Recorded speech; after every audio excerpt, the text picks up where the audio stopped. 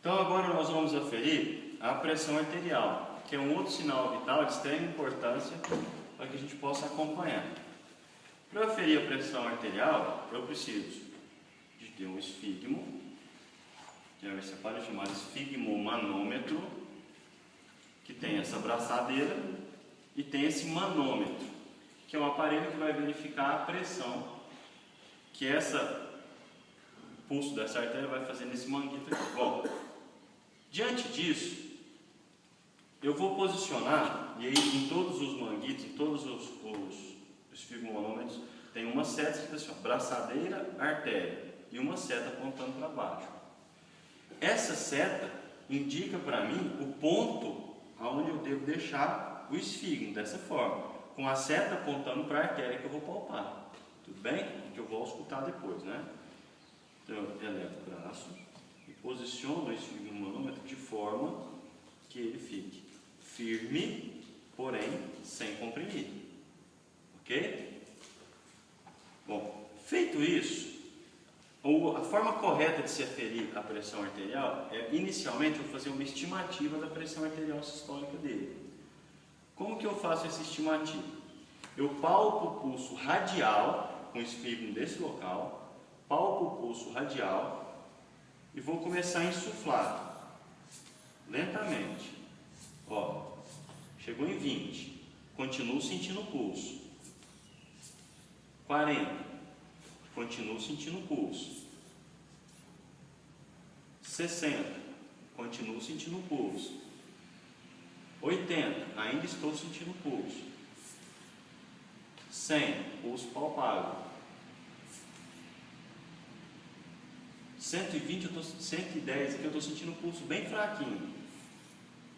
130 eu já não sinto mais o pulso. Ou seja, a pressão sistólica dele está entre 130 e 110. A gente pode estimar que a pressão sistólica dele esteja em 120.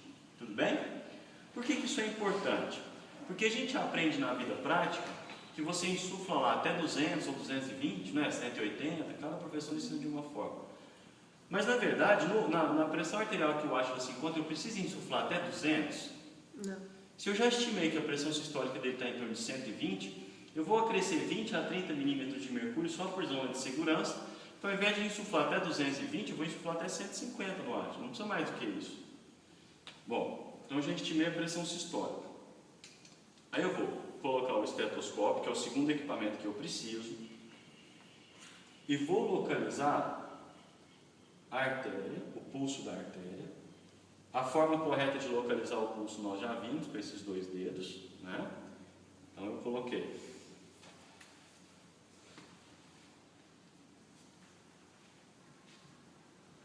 Faço uma compressão firme, de forma que todo o diafragma, toda a campana do estetoscópio fique em contato com a pele. Vou insuflar até os 150.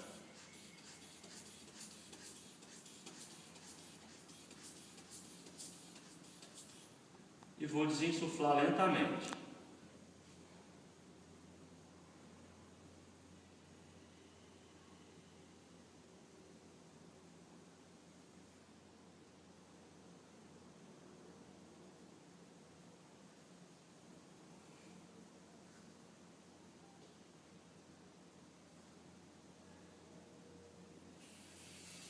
O primeiro som audível foi em torno de 11,5, 115 milímetros de mercúrio. O segundo som audível foi em torno de 65 a 70 milímetros de mercúrio. Então a pressão, o segundo som audível não. A ausência do som, o último som foi auscultado em torno de 65 a 70 milímetros de mercúrio. Então a pressão arterial do Átila hoje está em torno de 11,5 por 7, ou 115 por 70 milímetros de mercúrio, né? Por que a gente usa o termo milímetros de mercúrio? Porque, na verdade, esse desenho que a gente está vendo aqui é como se fosse uma coluna de mercúrio que a gente vê naqueles aparelhos que aferem em hospital. Naqueles aparelhos de hospital, não sei se vocês já viram, tem uma coluna de mercúrio e essa coluna ela vai subindo de acordo com a pressão. Então fala, tantos milímetros de mercúrio, porque aquela coluna subiria 120 milímetros se a pressão dele for 120. 80, porque subiria 80. Então, a gente está aferindo a referência da artéria no deslocamento dessa coluna de mercúrio aqui, por isso que fala milímetros de mercúrio, certo?